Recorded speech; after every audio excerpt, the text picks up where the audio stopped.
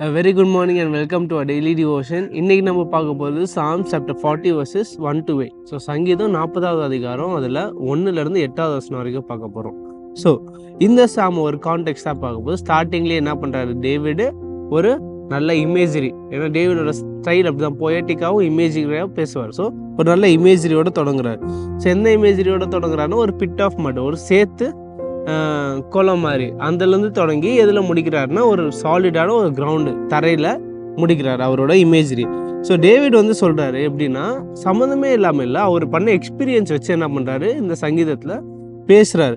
So என்ன இருக்கிறது, ஆரம்பத்தில் ஒரு இம்பாசிபிள் சுச்சுவேஷன், ஒரு பெரிய கஷ்டத்தில் இருக்கிறாரு. அவர் எவ்வளோ ட்ரை பண்ணாலும் எவ்வளோ முயற்சித்தாலும் என்ன பண்ணுறாரு, அவர் அந்த கஷ்டத்துக்குள்ளே இன்னும் ஆழமாக தான் போயிட்டே இருக்கிறாரு. ஸோ எப்படின்னா அதான் அவர் சொன்ன சேத்து மாதிரி ஒரு சேத்துல இருக்கிறார். அந்த பெரிய சேத்து குளத்தில் எவ்வளோ நம்ம ட்ரை பண்ணாலும் என்ன பண்ணுவோம், அடியில் தான் போவோம். நம்ம எவ்வளோ ஆடுறோமோ அவ்வளோ அடியில் தான் போயிட்டே இருக்கோம், சாண்ட் பிட்டு மாதிரி. ஸோ எவ்வளோ ட்ரை பண்ணாலும் என்ன பண்ணுவோம், நம்ம அடியில் தான் போயிட்டுருக்கோம். அதே மாதிரி தான் டேவிட் இருக்கார் ஒரு கஷ்டமான சூழ்நிலையில். அந்த சூழ்நிலை என்ன ஆகுது, அவருக்கு அவர் செய்கிற எல்லா முயற்சியிலையும் என்ன பண்ணுறாரு, அவர் இன்னும் பிரச்சனையில் ஆழமாக தான் போயிட்டுருக்கார். ஆனால் இறுதியில் என்ன ஆகுது, அவர் வந்து அந்த பிரச்சனையில் இருக்க போது டைம் ஆக என்ன பண்ணுறாரு, அவர் வெயிட் பண்ணுறாரு. அடுத்த இறுதியில் என்ன பண்ணுறாரு, அவர் ட்ரை பண்ணுறதை விட்டுட்டு என்ன பண்ணுறாரு, அவர் ஆண்டவருக்காக வெயிட் பண்ணுறாரு. ஆண்டவரும் இறுதியில் என்ன பண்ணுறாரு, அவரை அந்த சேத்து குளத்துலேருந்து தூக்கி என்ன பண்ணுறாரு, ஒரு சாலிடான ஒரு தரையில் அவரை நிற்க வைக்கிறார். ஸோ அதுதான் இந்த செக்ஷனோட ஒரு சின்ன சம்மரி.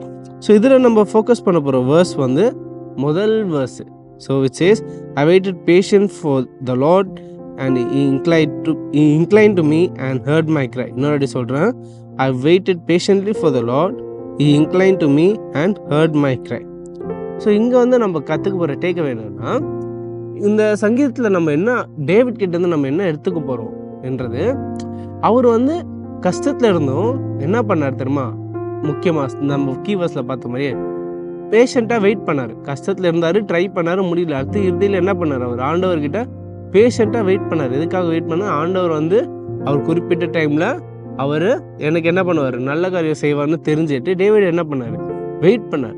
ஸோ அந்த வெயிட் பண்ணுறது என்ன பண்ணல, டேவிடோட இந்த ஆட்டிடியூட் என்னென்னா, அவர் வந்து கம்ப்ளீட்டாக விட்டு கொடுக்கல. அதாவது அவ்வளோதான், என் காரியம் முடிஞ்சிச்சு, என்னால் வேறு எதுவும் பண்ண முடியாது, அந்த மாதிரி ஒரு ஆட்டிடியூட் இல்லாமல் என்ன அந்த விசுவாசத்தோட ஆட்டிடியூட் இருந்தார். சரி, இவ்வளோ ட்ரை பண்ணிட்டே முடியல, ஆனால் என்ன ஆண்டவர் கண்டிப்பாக எனக்கு நல்லது செய்வார்ன்ற அந்த விசுவாசத்தோடு என்ன பண்ணார், அவர் இந்த பிரச்சனையிலேருந்து ஆண்டவர் காப்பாற்றுவார், என்ன சாலிடான தரையில் போடுவார்னு அவர் என்ன பண்ணார், அந்த விசுவாசத்தோடு அந்த கான்ஃபிடென்ஸோடு என்ன பண்ணார், அவர் வெயிட் பண்ணார். ஸோ ஃபார் எக்ஸாம்பிளுக்கு நீங்கள் பார்த்தீங்கன்னா, இந்த ஃபாரின் கண்ட்ரீஸ்லாம் என்ன பண்ணுவாங்கன்னா, பீச்சில் என்ன இருப்பாங்கன்னா லைஃப் கார்ட்ஸ் இருப்பாங்க. லைஃப் கார்ட்ஸோட வேலை என்னென்னா, யாரோ நீச்சலில் வந்து பீச்சில் நீச்சல் அடிக்கும் போது திடீர்னு ஏதோ ரொம்ப ஆழத்தில் போயிட்டாங்களோ, இல்லைன்னா திடீர்னு யாரும் நீச்சல் தெரியாதவங்க வந்து ஏதோ ஒரு வேவில் ஏதோ ஒரு கரண்ட்டில் வந்து மாட்டிக்கிட்டு பின்னாடி போனாலும் என்ன ஆகும்னா அவங்களால கஷ்டம். ஏன்னா அவங்க வந்து பேனிக் ஆவாங்க, அவங்க ரொம்ப பதற்றத்தில் இருப்பாங்க. ஸோ அந்த டைமில் இவங்க என்ன பண்ணுவாங்கன்னா, இந்த லைஃப் கார்ட்ஸு ஃபஸ்ட்டு எடுத்தோடனே என்ன பண்ணுவாங்க, அதை நோட்டீஸ் பண்ணுவாங்க. அவங்க வந்து ஒரு நிறைய ஹைட்டான ஒரு ஸ்டூலோ ஒரு சின்ன ஸ்டெப் லேடர் மாதிரி ஒரு இடத்துல உட்காந்து பார்க்கும்போது அவங்க அதை நோட்டீஸ் பண்ணிட்டோன்னே என்ன பண்ணுவாங்கன்னா, முதல்ல போயிட்டோன்னே ஃபஸ்ட்டு என்ன பண்ணுவாங்க, அவங்கள ரொம்ப ஆடாதீங்க, ரொம்ப அசையாமல் இருக்காதீங்கன்னு சொல்லுவாங்க. ஏன்னா அவங்க ரொம்ப பதற்றத்தில் இருந்தால், ரொம்ப ஆடினா, ரொம்ப அசைஞ்சா என்ன ஆகும், அவங்க இன்னும் ஆழத்தில் போய் பிரச்சனையில் விழுவாங்க.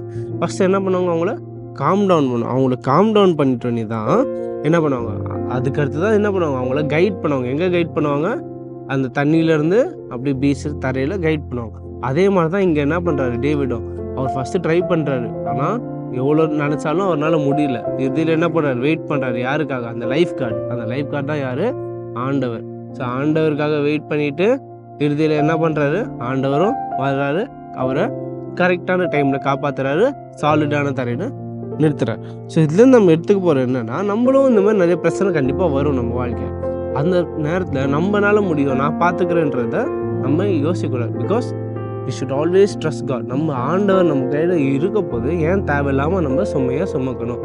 ஸோ நம்ம ப்ரேயரோட with the guidance of the Holy Spirit we should let God take care of our problems. ஆண்டவர் இருக்காரு, நம்ம பிரச்சனை வரப்போது பொறுமையாக என்ன பண்ணோம், அது வெயிட் பண்ணோம். அந்த பொறுமை, அந்த தாழ்மைக்காக தான் நம்ம என்ன பண்ணோம், ப்ரேயர் பண்ணோம்.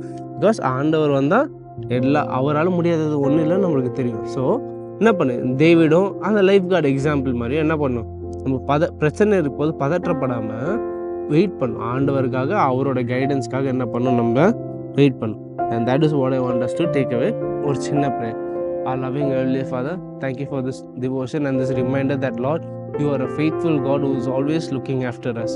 Lord, thank you for reminding us through David that even though we may be in deep pits of trouble, where despite us multiple efforts or prolonged efforts, that we keep to look like we are just going more and more into trouble, Lord, that you are just there waiting for us to patiently trust and wait for you to provide and come and help us in the right time, Lord. Thank you for this reminder through David, Lord.